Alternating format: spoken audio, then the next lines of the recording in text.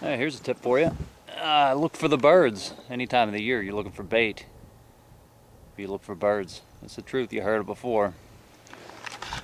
See this guy right here?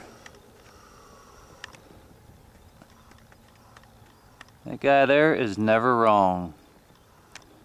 He's a pro. He knows where they're at. This guy's on the windy side of a shoreline. Bait's blown up here all day, late in the afternoon. And he's hunting. And you can be sure that the bass and other game fish are close by.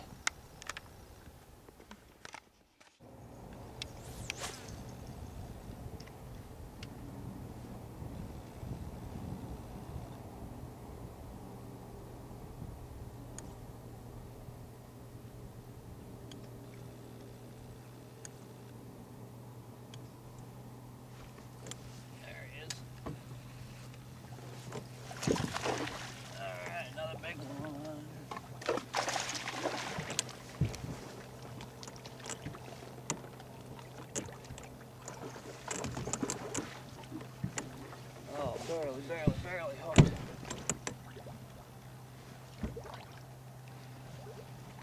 Barely hooked.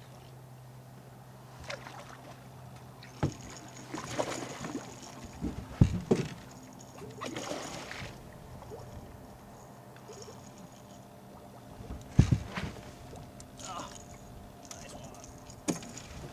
Barely hooked. Oh my. It's been kind of a tough day, but we're getting some nice ones now. The sun's finally came out. That's always a big help. Transition areas. Transition areas. Let me put him in the live well because I don't want to spook the school if there's a school down there. But, oh my. It's been cloudy all day. Cloudy.